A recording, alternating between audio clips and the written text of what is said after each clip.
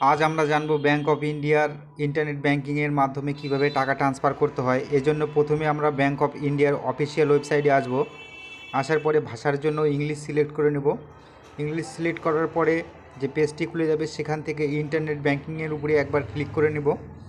Internet ব্যাংকিংয়ের উপরে click করার পরে যে বক্সটি আসবে ডিসক্লাইমার বক্স, সেখান থেকে এগ্রি যে অপশানটি থাকবে এই এগ্রি অপশানটি চুজ করে নেব। এগ্রিতে ক্লিক করার পরে পেজটি আবার চলে যাবে, যাওয়ার পরে আবার ফ্রন্ট পেজ আসবে। ফ্রন্ট পেজ থেকে ইন্টারনেট ব্যাংকিংয়ের অপশানের উপরে একবার ক্লিক করব এবং ইন্টারনেট ব্যাংকিংয়ের অপশানের উপরে ক্লিক করার পরে যে লগ ইন অপশানগুলি খুলে যাবে, নিও রিটেল অপশানটি চুজ করব, অর্থাৎ প্রথমের যে লগ ইন অপশানটি।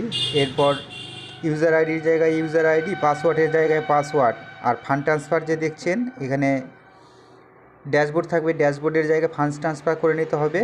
আর ক্যাপচারের জায়গায় ক্যাপচার ক্লিক করে ক্যাপচার টাইপ করলে হোম পেজ আসবে, সেখান থেকে পে অপশানের উপরে ক্লিক করব। পে অপশানের উপরে ক্লিক করলে এই যে ব্যাঙ্ক ট্রান্সফার আছে, ব্যাঙ্ক ট্রান্সফারের মাধ্যমে এখান থেকেই টাকা ট্রান্সফার করা হয়।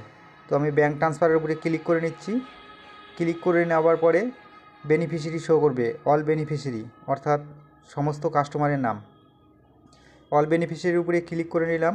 করে নেবার পরে এখন আমি অল বেনিফিশিয়ারি ক্লিক করতেই অ্যাকাউন্ট হোল্ডার নেম শো করবে। অ্যাকাউন্ট হোল্ডার নেম শো করলে সেখান থেকে অ্যাকাউন্ট হোল্ডার নেম সিলেক্ট করে নিতে হবে এবং সিলেক্ট করে নেবার পরে অ্যামাউন্টের জায়গায় অ্যামাউন্ট, আইএমপিএসের জায়গায় আইএমপিএস, আর রিমার্কের জায়গায় যে কোনো কিছু লিখে পে অপশানের উপরে ক্লিক করতে হবে। পে অপশানের উপরে ক্লিক করার পরে কনফার্মের উপরে ক্লিক করতে হবে। কনফার্মের উপরে ক্লিক করলে রেজিস্টার ইমেল আইডিতে 6 সংখ্যার একটি ওটিপি আসবে। 6 সংখ্যার ওটিপিটি আমি এখন আমার ইমেল আইডি থেকে দেখে দেখে টাইপ করে দিচ্ছি। 6 সংখ্যার ওটিপি দিতেই ভেরিফাই হোয়াইট হয়ে গেল। এবার ভেরিফাইয়ের উপরে ক্লিক করতেই আমার 3 লক্ষ টাকা ইজিলি ট্রান্সফার হয়ে যাবে। এই যে আমার ভেরিফাই কমপ্লিট হতেই আমার 3 লক্ষ টাকা ইজিলি আমার অ্যাকাউন্ট থেকে ট্রান্সফার হয়ে গেল। আমি যে অ্যাকাউন্টে টাকা ট্রান্সফার করলাম সেটিতে